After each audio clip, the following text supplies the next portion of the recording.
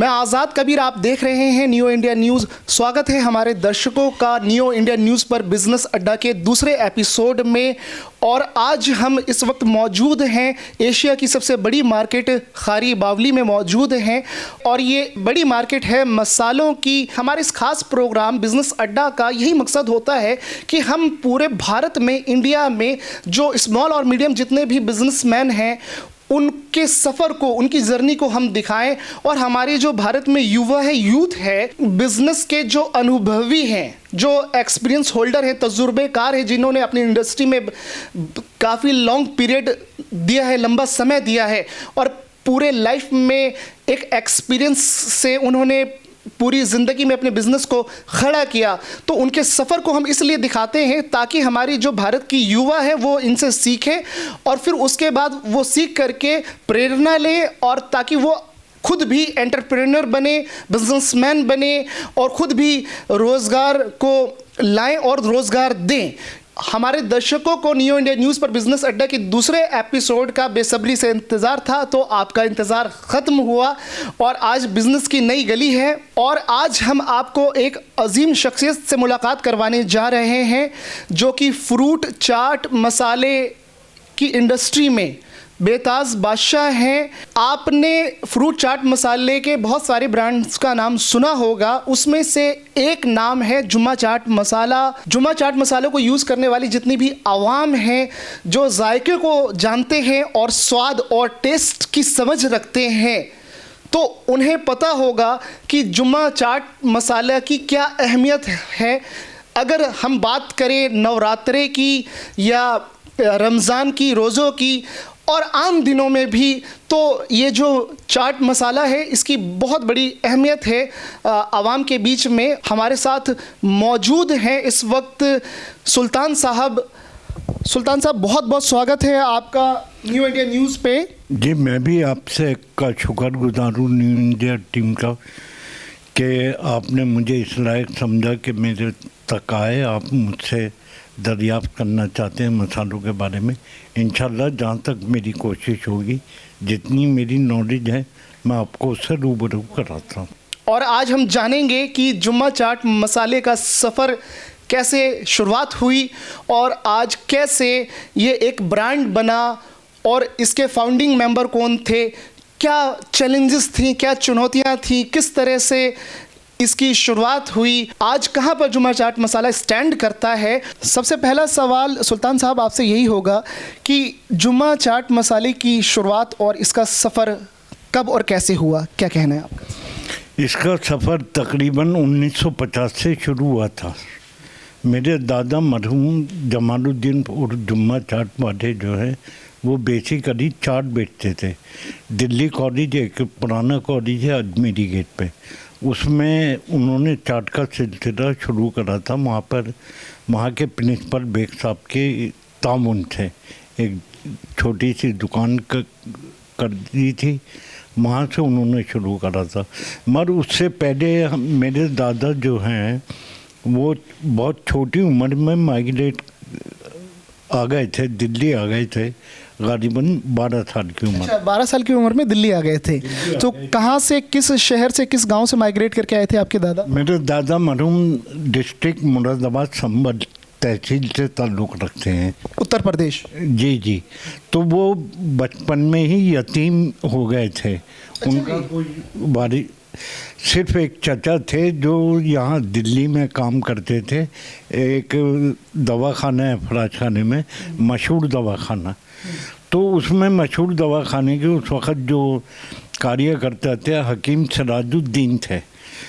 जब उन्होंने हमारे दादा की हालत देखी, ये कमज़ोर बच्चा है, हर वक्त मेहनत करता है, सब्जी वाले की दुकान पे बैठा रहता है, तो उन्होंने हमदर्दाना तौर पे उनके चाचा से ये कहा कि तुम इसे जुम्मा को कुछ ना कराओ, इससे ये मासूम है, मैं इसके लिए एक नुस्खा लिख देता हूँ, आप इनको 2 किलो आलू और 1 किलो छोले उबाल कर दे दें और कुछ मसाले के नुस्खाजात मैं देता हूँ, उनको कूट कर आप जुम्मा मियाँ को दे दें और ये चाट बेच यहाँ पर गली मोहल्लों में छोले और बेचेंगे। यहाँ से उनका सफ़र शुरू हुआ और जवानी की उरूज तक पहुँचते पहुँचते चाट की दुनिया में उनका एक ऐसा मुकाम हुआ है कि आज पूरे एशिया में उनके मसाले के जायके की चर्चे हैं। यहाँ तक के जो हमारे मुस्लिम भाई 47 में माइग्रेट करके पाकिस्तान चले गए, वो आज भी बतौर सौगात मसाला ही मंगाते हैं अपने। अच्छा, पाकिस्तान से भी ऑर्डर आते हैं? ऑर्डर नहीं, ख्वाहिशात होती हैं कि अगर हमारे लिए आए तो जुम्मा चाट मसाला ज़रूर लेके आए। अच्छा, और कि गिफ्ट के तौर पे जो पाकिस्तान जो इंडिया से 1947 में माइग्रेट होकर के चले गए थे, तो उस वक्त के जो पुराने लोग थे और उनकी जो पीढ़ियां हैं, जो जनरेशन है, तो वो जायका इतना उनको भाया कि बॉर्डर सरहद के पार से भी है ना वो ख्वाहिश रखते हैं कि हमें जुम्मा चाट मसाले का जायका मिले। तो आप उनकी इस ख्वाहिश को किस तरह से पूरा करते हैं? जो भी आता है हमसे कहता है कि जी हमें फला जगह ले जाना है, तो हम दादा के टाइम के मियार का मसाला बना के रखते हैं, क्योंकि आज के कंपटीशन के दौर में वो क्वालिटी बन नहीं सकती, लागत ज़्यादा आती है, लोग एक्सपेंस नहीं कर सकते। मगर जो सौगात बतौर ले जाने वाले होते हैं वो अल्हम्दुलिल्लाह उसकी पूरी कीमत देते हैं और अपने रिश्तेदारों में वो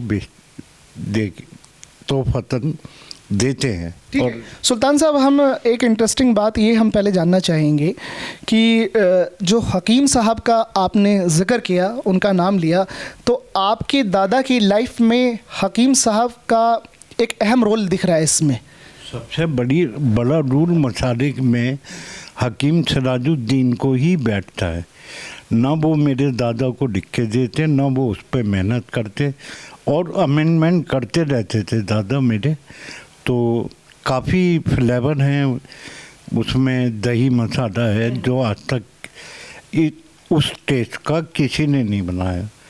जलजीरा मसाला है हमारा, बहुत मुफीद है। अच्छा, जलजीरा मसाला भी आप? जी, पेट के लिए बहुत मुफीद है। इंशाअल्लाह रहमान मैं गर्मी आते ही बनाऊंगा और फ्री ऑफ कॉस्ट लोगों में तकसीम किया जाएगा ताकि वो। अच्छा, आप फ्री ऑफ कॉस्ट उसको गिफ्ट भी देते हैं?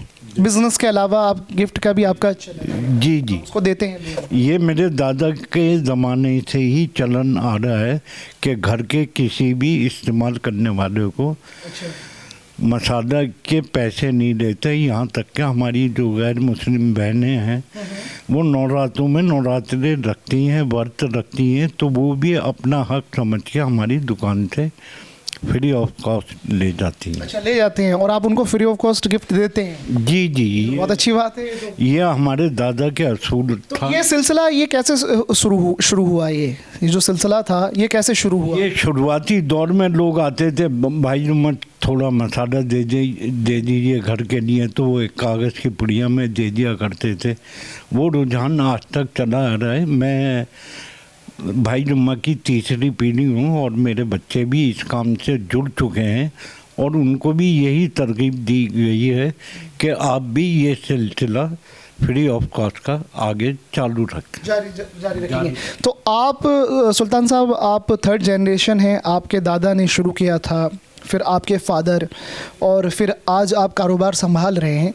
तो हमारे दर्शकों को आप ये बताएं, हम ये आपसे जानना चाहेंगे कि आपके दादा के टाइम से ही ये आपने इसको एक ब्रांड की शक्ल में और एक पैकिंग की शक्ल में एक इसकी पैकेजिंग करी, तो उसी टाइम से शुरू कर दिया था? ये कब शुरू हुआ? ये गालिबन सन 60 की बात है। मेरे वालिद साहब ने इसको पैकेट फॉर्म में लाने की कोशिश की और वो उसमें कामयाब रहे और आज भी कामयाब है। मैं आपको रोक रहा हूँ एक सेकंड यहाँ पर। आपके वालिद साहब ने पैकेजिंग इसकी शुरू की, ब्रांडिंग और पैकेजिंग आपके वालिद साहब ने शुरू करी या आपके दादा ने शुरू करी? नहीं, दादा के टाइम में तो सिर्फ इमाम दस्ते में कुटता था। अच्छा, इमाम दस्ते या हाँ, मेरी हम हिंदी में ओखली कहते हैं। ओखली कहते हैं। हाँ। उसके बाद हमारे दादा दादी ने जितनी हमारी ज़रूरत होती थी मसाले की, वो हाथ की चक्की पे पीसा करते थे। उसके बाद फिर मेरे वालिद ने इसको बढ़ावा दिया और इसको, कहने का मतलब है कि इस मसाले की जो परंपरा है एक पुरानी परंपरा रही है। जी थर्ड जनरेशन, आपके दादा, फिर आपके वालिद और आप। जी जी। तो आपके वालिद साहब ने, क्या आपके वालिद साहब ने इसको शुरू किया या आपके दादा ने शुरू किया? मसाले की बुनियाद तो दादा से शुरू हुई थी, मगर पैकेजिंग की बात कर रहे हैं हम, पैकिंग और ब्रांडिंग। वो मेरे वालिद मरहूम ने करी। वो सफ़र कैसे शुरू हुआ उस पे मेरी उम्र उस वक़्त 16-17 साल थी जब उन्होंने पैकेजिंग में लाए, तो उन्होंने डोर टू डोर पहुंचाया, यहाँ तक के पूरे हिंदुस्तान का एक सफ़र भी किया, लोगों को इंट्रोड्यूस कराया। अच्छा, बता पहले मार्केटिंग डोर टू डोर भी गए और फिर आपने बता रहे हैं कि पूरे हिंदुस्तान में सफ़र किया, लेकिन हम ये जानना चाह रहे हैं कि आपके वालिद साहब को, यानी आपके फादर को, यह आइडिया कब और कैसे आया, उन्होंने ये डिसीज़न कब और कैसे लिया कि अब हमें इस चाट मसाले को, फ्रूट चाट मसाले को एक पैकेजिंग करके, एक नाम दे करके, एक ब्रांडिंग करके इसको एक मार्केट में लाना चाहिए? मैं समझता हूँ कि उस वक़्त एक छोटी पूंजी भी बहुत मायने रखती थी। तो मेरे वालिद ने जब भी किसी से ये सलाह दी कि मैं इसको पैकेट फॉर्म में डालना चाहता हूँ, तो किसी ने उनको ये सलाह नहीं दी, हौसला अफजाई नहीं की मेरे वालिद की कि इसे पैकेट फॉर्म में लाया जाए। अच्छा। वो ये कहते थे तेरे पे कुछ पैसे हैं वो बराबर हो जाएंगे। मगर मेरे वालिद एक फोरमैन थे इसमें आज़ाद फैक्ट्री में, जो हैंड ब्लोवर बनाती है अंग्रेज़ों से, ब्रिटिश पीरियड से। तो उसमें एक मुंशी सत्तार हुआ करते थे, उन्होंने उनसे भी सलाह दी कि मुंशी साहब, मेरा ये ख्याल है कि मैं कुछ पैसे हैं मेरे पास, मैं इसे पैकिंग फॉर्म में लाना चाहता हूँ। तो उन्होंने ये कहा, अरे अजीज मियाँ, तुम मसाला बेचोगे, क्यों नहीं बेचते, अब तक क्यों नहीं बेचते, फ्री बांटते हो। तो उन्होंने ये कहा, लोग तो मिट्टी की चीज़ें पैक करके बेचते हैं, हाथ की बना के।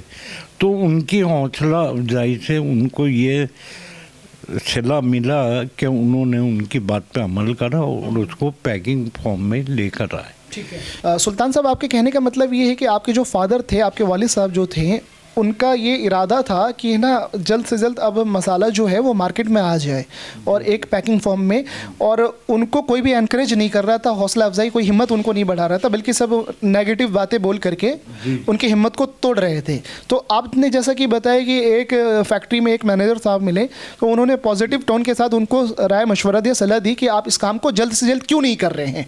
जी जी। तो उन्हीं की हौसला अफजाई की वजह से ही ये जो मैनेजर थे उनका बहुत इंपॉर्टेंट रोल रहा है। बिल्कुल। मैं सारा क्रेडिट पैकिंग फॉर्म में डालने के लिए अब्दुल सत्तार साहब को देता हूँ। ठीक है। और आज अल्हम्दुलिल्लाह ये दुनिया के, पूरे हिंदुस्तान के, पूरी दुनिया के कोने कोने में मशहूर है। अल्लाह का बड़ा करम है। अब आपसे अगला सवाल ये होगा, जब आपके वालिद साहब ने इसको पैकेजिंग फॉर्म में निकाल लिया, जुम्मा चाट मसाला पैकिंग होकर के जब आ गया, तो फिर उनको किस तरह से मार्केटिंग में कितनी दिक्कत आई थी, क्या कहना है इस पे आपका? दिक्कत यही थी कि लोग रख लिया करते थे मगर उसको प्रोवाइड नहीं करते थे, लोगों को उसकी तरफ तवज्जो नहीं दिलाते थे। अच्छा।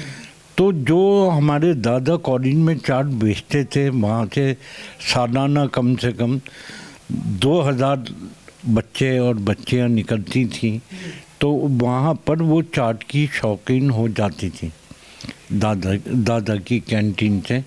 तो वो वहाँ से फिर मार्केटों में पूछती थी कि जुम्मा चाट कहाँ मिलेगा। तो यहाँ से शुरुआत की थी उन्होंने। जामा मस्जिद, मटिया महल, जितनी मुस्लिम लोकेलिटी है।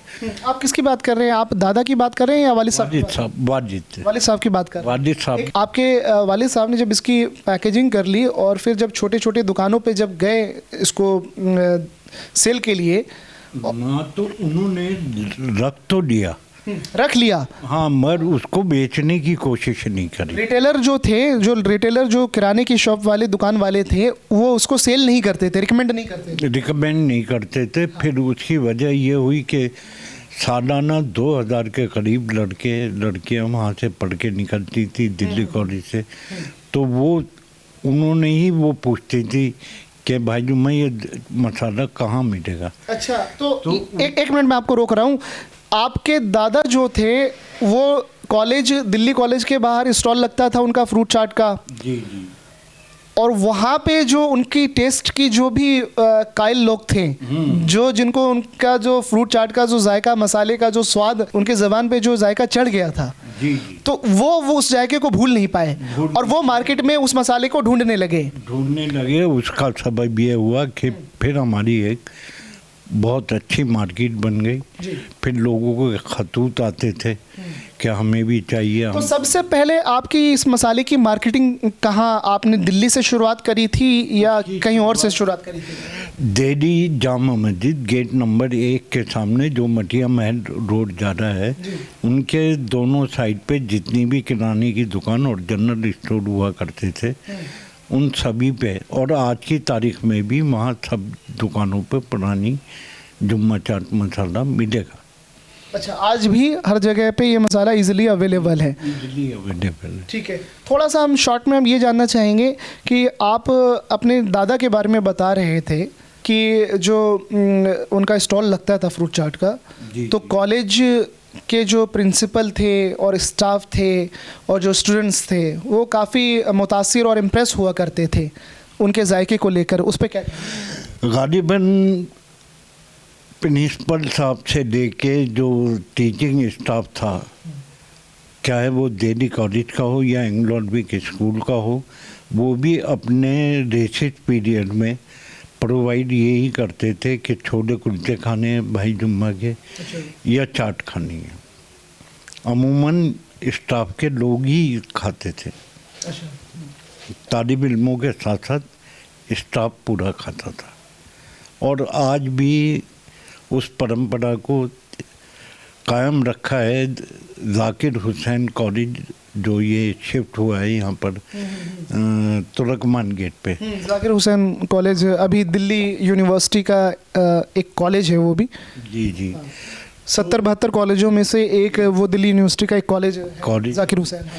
उसमें डॉक्टर असलम परवेज जब प्रिंसिपल बने हैं तो उनके वालिद भी दिल्ली कॉलेज में ही सर्विस करते थे। अच्छा, जो डॉक्टर असलम साहब का नाम ले रहे हैं, उनका असलम परवेज़ का जो नाम ले रहे हैं, उसका इस से क्या रिलेशन ताल्लुक़ है? उनको पूरी हिस्ट्री मालूम थी कि दिल्ली कॉलेज और एंग्लो अरबिक की क्या वो रही हैं परंपराएं हैं। तो उन्होंने ये कहा कि भाई जब तक भाई जुम्मा की चाट का स्टॉल नहीं लगेगा इसमें, तो ये अधूरी हिस्ट्री रहेगी। अच्छा जी। तो उन्होंने, मेरे छोटे भाई हैं उस्मान साहब, उनको हायर करा और उनको एक बहुत अच्छी कोई 25 आदमियों के बैठने की जगह दी और उनके लिए सारे इंतज़ाम करे। आज भी वो स्टॉल लगा हुआ है, मगर 2 साल से लॉकडाउन की वजह से वो बंद है। वहाँ मेरे छोटे भाई आज भी चाट बेचते हैं। अच्छा जी, आज भी कॉलेज के बाहर चाट, वो परंपरा को, कौन से कॉलेज की बात कर रहे हैं आप? जाकिर हुसैन कॉलेज। जाकिर हुसैन के बाहर आज भी उस परंपरा को कायम कर। हाँ, कॉलेज की बाउंड्री में उनको अलग से एक स्पेस दिया। जाकिर हुसैन कॉलेज की बाउंड्री में एक स्पेस एक अलॉट कर रखा है उन्हें। जी जी।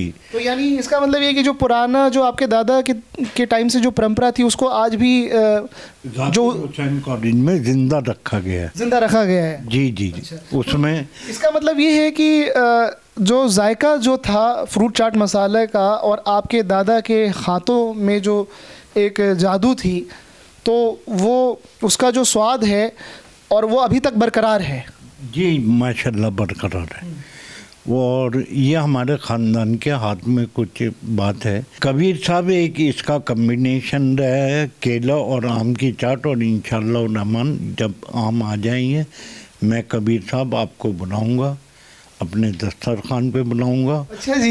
ये चाट खिलाऊंगा। अच्छा, मतलब केला और आम का भी एक कम्बिनेशन है। बहुत खूबसूरत कम्बिनेशन। तो देखिए हमारे दर्शकों को हम बता दें, हम इन्हें प्यार से मामू जान भी बोलते हैं। मामू जान बोल सकता हूँ ना मैं आपको? बिल्कुल, आप हैं मामू।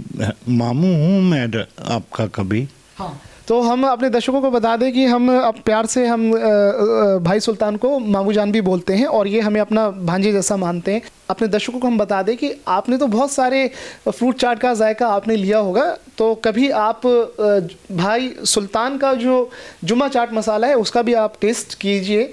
और अभी आपको एक जानकारी मिली होगी कि बनाना और मैंगो ये दोनों का जो कॉम्बिनेशन है वो भी एक यूनिक है चाट में। और जो आम है वो तो फलों का राजा है और केला तो सदाबहार फल फ्रूट्स में से एक है। तो क्या कहना है सर आपका इस पे? जी इंशाल्लाह मैं आपको टेस्ट कराऊंगा। अच्छा, हमें भी एक मौका मिलेगा। जी जी जी। सुल्तान साहब, आज मौजूदा दौर में जुमा चाट मसाला इंडिया में किस किस स्टेट में आपका कारोबार है और क्या आपका ये चाट मसाला फॉरेन में भी विदेश में भी एक्सपोर्ट होता है? इस पे क्या कहना है? विदेश में तो एक्सपोर्ट नहीं होता, मगर गालिबन ये दिल्ली, एनसीआर, यूपी के हर ज़िले में मिलेगा आपको, लखनऊ हो, कानपुर हो। और गालिबन मेरे पास अक्सर इंक्वायरीज आती रहती हैं। आज भी मेरे पास बिहार से 3 इंक्वायरियाँ थी। अच्छा, बिहार से? जी जी। उत्तर प्रदेश में भी आपका काम है? जी जी। और जो भी आता है व्यापारी, हम उससे पूछते हैं कि आप कौन से स्टेट से हैं।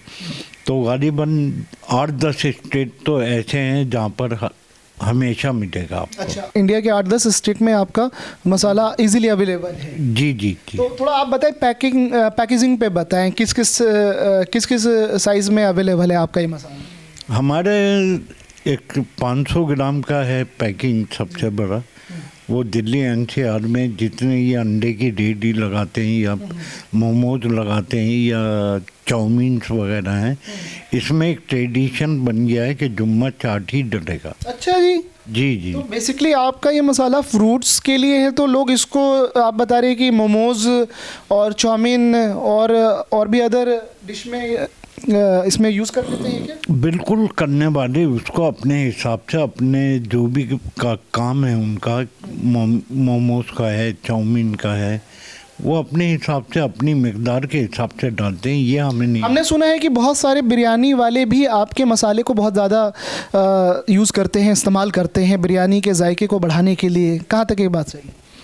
मैं समझता हूँ दिल्ली, यूपी, बिहार जितने भी बिरयानी के स्टॉल हैं, या दिल्ली हो, यूपी हो, बिहार हो, कोई सा भी बिरयानी वाला ऐसा नहीं है जो प्लेट में बिरयानी निकालने के बाद उस पर हमारा मसाला न छिड़कता हो। अच्छा।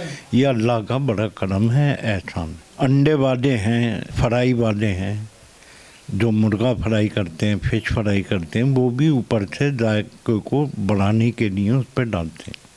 अच्छा, मतलब ये है कि फ्रूट चाट के अलावा फ्रूट्स में तो इसका यूज़ होता ही है, और चाहे वो अंडे वाले हों या चिकन फ्राई या फ़िश फ्राई वाले हों या बिरयानी वाले हों, मोमोज़, चाउमीन, सभी जो अलग अलग डिश हैं सब में इसको यूज़ करके उसका स्वाद और जायका बढ़ा लिया जाता है। जी जी, स्वाद को बढ़ाने के ही लिए ये डलता है उसके ऊपर। सुल्तान साहब, अभी तक तो हमने सफ़र पे बात की कि किस तरह से जुमा चाट मसाले का सफ़र शुरू हुआ, किन परिस्थितियों में शुरू हुआ। आज प्रेजेंट में, वर्तमान में, अभी आप जुमा चाट मसाले की मार्केटिंग को कहाँ पर देख रहे हैं?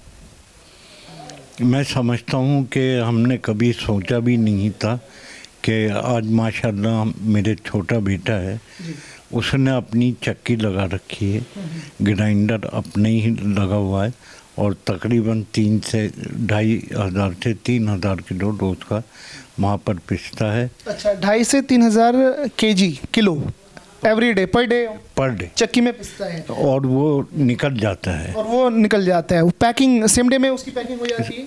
हाँ, करंट पैकिंग में मिलेगा आपको। ठीक है। थोड़ा हमारे दर्शकों को एक जानकारी आप ये दीजिए कि अगर मसाले की इंडस्ट्री में हमारे इंडिया में जो युवा हैं, यूथ हैं, अगर कोई कारोबार करना चाहता है, कोई बिजनेस में आना चाहता है या कोई कर रहा है, क्योंकि आपने इस इंडस्ट्री में, मसाले की इंडस्ट्री में एक लंबा समय आपने दिया है, एक बड़ा अनुभव है। मेरे को गालिबन मसाले के से टच हुए 52 साल हो 52 साल हो गए। ये तो बहुत ही बेहतरीन और बहुत बड़ा एक्सपीरियंस है। ये तो 2/3 ऑफ माई लाइफ हाँ डेफिनेटली, बिल्कुल आप सही कह रहे हैं। जब सर आपने अपनी ज़िंदगी का, अपनी लाइफ का एक बड़ा टाइम पीरियड इस इंडस्ट्री को दिया है, हमारी जो इंडिया के जो यूथ है, युवा है, अगर कोई इस कारोबार में आना चाहता है या कोई इस कारोबार को कर रहा है, तो उनको आप सीख या गाइडलाइंस, उनको क्या आप संदेश मैसेज देना चाहेंगे हमारे चैनल के माध्यम से? किसी भी मसाले बनाने के लिए किसी को कोई परेशानी है या किसी का फार्मूला सेट नहीं बैठता, तो जहाँ तक अल्लाह की ज़ात से उम्मीद है, मेरी जो मदद होगी मैं उनके साथ लगने को तैयार हूँ। अच्छा, आप है ना ऑन रिकॉर्ड ये बात बोल रहे हैं कि किसी भी यूथ को, हम अपने दर्शकों को बता दें कि अगर आप मसाले के बिज़नेस को करना चाहते हैं या मसाले की इंडस्ट्री में आना चाहते हैं,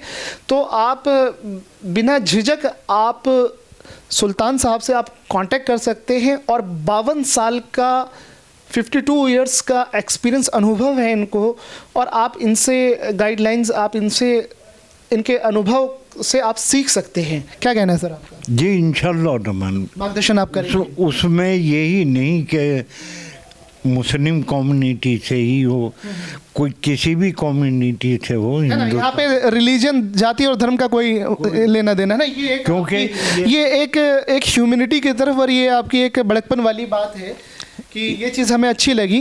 मैं इससे पहले बीइंग मुस्लिम में आपने ये बात क्लियर कर दी कि कोई ये ना सोचे कि मुस्लिम फेस हैं आप तो फिर मुस्लिम ही आए और दूसरा नहीं आए ना, ये नहीं। हाँ, ऐसा नहीं है ना? नहीं, ऐसा नहीं है। अब से 20 साल पहले एक मेरे मिलने वालों ने मुझे किसी से मिलवाया कि भाई नहीं, ये परेशानी चल रही है, मसाले दिल्ली से ले जाने पड़ते हैं, इनको वहाँ सेट करा दो। तो मैं हिमाचल में एक पालमपुर बहुत खूबसूरत जगह है हिमाचल में, जी, मैं उनके पास गया, उनके साथ मैंने कोई 20-22 दिन लगाए।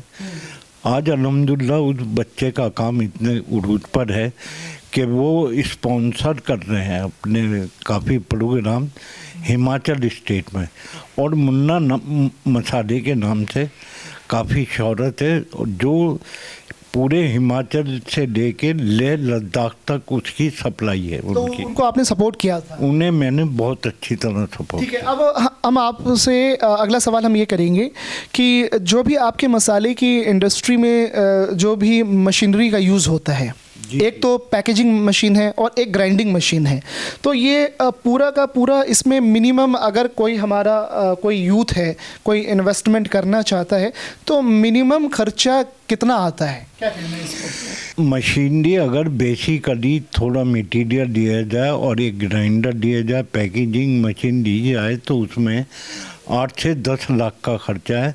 और उसके बाद और वो 10 से 10 करोड़ से 1 अरब रुपए भी लगाएगा तो कम पड़ जाएगा। यानी आपके कहने का मतलब ये है कि 10, 15, 20 लाख से शुरुआत की जा सकती है, 10 लाख से शुरुआत की जा सकती है, और फिर बढ़ते बढ़ते उसमें इतना हो सकता है कि आपको अरबों रुपए भी कम पड़ेंगे। हाँ, जाहिर सी बात है कि बड़ी इंडस्ट्री है इसमें। असल में सबसे बड़ी बात ये है, मिर्च, धनिया, हल्दी, गरम मसाला, चाट मसाला और मीट मसाला, गरम मसाला, चिकन मसाला, ये रोज़मर्रा की चीज़ है। इसको जितना आप फैलाएंगे उससे ज़्यादा ही फैलेगा, और आप क्वालिटी में कुछ दम है। क्वालिटी अगर आप प्रोवाइड करते हैं तो सर क्या 10 लाख ही कंपलसरी है? अगर किसी के पास फंड ना हो तो वो क्या करेगा? वो मेरे पास आ जाए। अच्छा जी। तो वो उसका भी रास्ता आप बता देंगे? नहीं, जैसे ग्राइंडर मेरे बच्चे ने लगा रखा है, जी, तो वो अपना कच्चा मटेरियल, खड़ा मटेरियल ले ले और हम उसका पीस कर उसको दे दिया करेंगे कि भाई ये, मतलब ये भी एक फैसिलिटीज है मार्केट में और ये आप देंगे। ये मेरी एक अच्छी बात है सर आपने बताई कि अगर हमारे दर्शकों को हम एक अहम और इम्पोर्टेंट बात बता दें कि अगर आपके मसाले के बिज़नेस में इंटरेस्ट है और अगर 10 से 20 लाख आपके पास मशीनरी के लिए फ़ंड नहीं है, तो ऑलरेडी जिनके पास मशीनें हैं बड़ी बड़ी मसाले की, स्पाइसेस की, तो आप भाई सुल्तान से मिल लीजिए। आप कच्चा मटेरियल अपना लेकर के आइए, आप इनसे ग्राइंड करवाइए और अपना ब्रांड बनाइए, पैकिंग करिए और आप उसको मार्केट में उतारिए। क्या कहना है सर इसमें आपका? बिल्कुल, ये एक आसान तरीका है, मैं हर तरह से ताउन देने के सपोर्ट तैयार है बेसिकली सर, है ना। इसलिए हम थोड़ा, है ना, डिटेल में, हम डीप में, बिजनेस में हम इसलिए जाते हैं क्योंकि हमारे शो का नाम ही है बिजनेस अड्डा।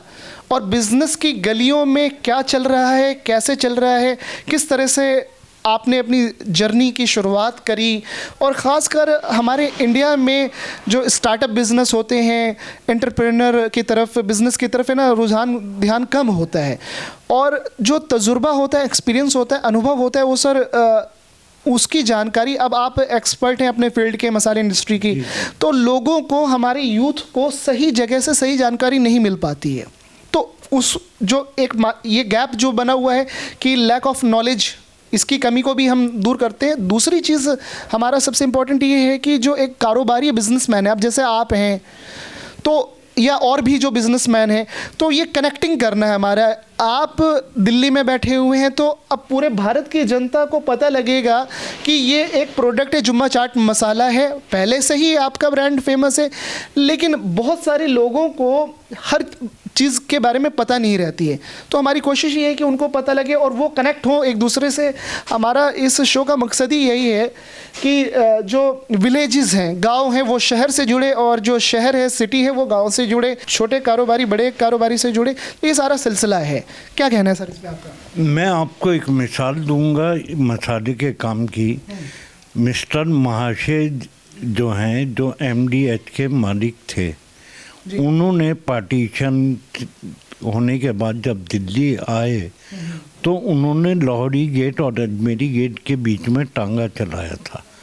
अच्छा, जो आप बात कर रहे हैं MDH मसाले के जो फाउंडर थे, उनकी बात कर रहे हैं आप? जी जी। हाँ, और वो भी इसी मार्केट में, उनका एक ऑफिस इसी मार्केट में है, वो उन्होंने भी शुरुआत यहीं से करी थी। जी जी जी। तो वो यहाँ से टांगा चलाया करते थे। मैंने उनसे, मेरी ज़ाती मुलाकात रही है। वो मेरे दादा मरहूम को बाय नेम जानते थे। महाशय जी ने इतनी मेहनत करी है इस ब्रांड पे कि उन्होंने आज दुनिया के कोने कोने में इसको पहुंचा दिया है। आज वर्ल्ड लेवल, इंटरनेशनल लेवल पे काम हो रहा है उनका। तो ये उनकी मेहनत का नतीजा था। मगर उसके पीछे ये था कि उनका जहाँ से भी वो माइग्रेट होके आए थे, वहाँ पर उनका मसालों का ही कारोबार था। यहाँ आन के उन्होंने 55-56 में स्टार्ट किया था। अच्छा, आप 1955 और 56 की बात कर रहे हैं? नहीं, मिस्टर महाशय, जो महाशय MDH के मालिक हैं, जो अभी 2 साल पहले फौत हुए हैं, उनका पहले पाकिस्तान बंटवारे से पहले पाकिस्तान में मसालों का ही काम था। अच्छा, उनका पाकिस्तान से बंटवारे से, पार्टीशन से पहले पाकिस्तान से ही उनका काम चल रहा था। यही था। महाशयादी हट्टी, MDH का पूरी फुल फॉर्म जो है वो महाशयादी हट्टी है। महाशयादी हट्टी, अच्छा अच्छा, MDH का। जी जी। उनका आज भी पुराना जो शोरूम है वो करोल बाग में है। करोल बाग में अभी भी है उनका सेल काउंटर। सुल्तान साहब, आज जुम्मा चाट मसाला के सामने क्या चैलेंजेस हैं, क्या कहना है इस पर आपका? मैं समझता हूँ कि अल्लाह का बड़ा करम है। चैलेंज को तो हर काम में होते हैं, कंपटीशन होते हैं। हमारे इस जुम्मा चाट में एक ख़ानदानी डिस्प्यूट चला रहा है जो 40 साल से है। अच्छा। मेरे चाचा और मेरे वालिद भाई भाई थे, उन्हीं के ज़माने से ये डिस्प्यूट हमारे में चला आ रहा है और वो कंपटीशन की राह अख्तियार करी है। मैं ये समझता हूँ कि अगर ये हमारे पास कंपटीशन नहीं होता तो हम भी कहीं के कहीं पहुँचे होते। अच्छा, ये आप डिस्प्यूट की बात कर रहे हैं, आपके फादर और आपके अंकल के बीच में, तो ये डिस्प्यूट की वजह क्या थी जो कि नहीं होनी चाहिए? गालिबन इस बारे में मैं कुछ कह नहीं सकता। ठीक है, क्या वजह थी। लेकिन क्या आप इसको एक चुनौती और चैलेंज के रूप में देखते हैं क्या, जो घरेलू जो डिस्प्यूट है अभी आपने जिक्र किया? जी जी। चैलेंज तो फिर फेस तो करना ही पड़ेगा सब। किस तरह का चैलेंज फेस करना पड़ रहा है आप? इसमें रेट कंपटीशन आ रहे हैं हमारे यहाँ। थोड़ा बताएं। भाई जो ब्रांड का नाम है उस हिसाब से उसकी ना क्वालिटी बची कंपटीशन के दौर में। आप किस नाम से काम कर रहे हैं और आपके अंकल के बच्चे किस नाम से काम कर रहे हैं? मेरे पास मेरा अपना ब्रांड है जुम्मा चाट मसाला जो है, जो 70 साल पुराना ब्रांड है, वो अल्हम्दुलिल्लाह मेरे नाम में है। और मेरे चाचा की औलाद जो है वो भाई जुम्मा के नाम से करती हैं। वो भी दो भाई हैं, वो भी दोनों बना रहे हैं इसी भाई जुम्मा के नाम। अच्छा, आप जो मसाला बना रहे हैं वो जुम्मा चाट के नाम से बना रहे हैं और आपके जो अंकल के बच्चे हैं वो भाई जुम्मा के नाम से बना रहे हैं। और आप बता रहे हैं कि उनमें भी अभी दो भाई और उनमें भी क्या डिस्प्यूट चल रहा है क्या? जी, उनमें भी डिस्प्यूट है। तो ये खैर अच्छी चीज़ नहीं है, इस पर क्या कहना है आपका? डिस्प्यूट तो मतभेद और मनभेद दोनों अच्छी चीज़ नहीं होती है, इस पर क्या कहना है आपका?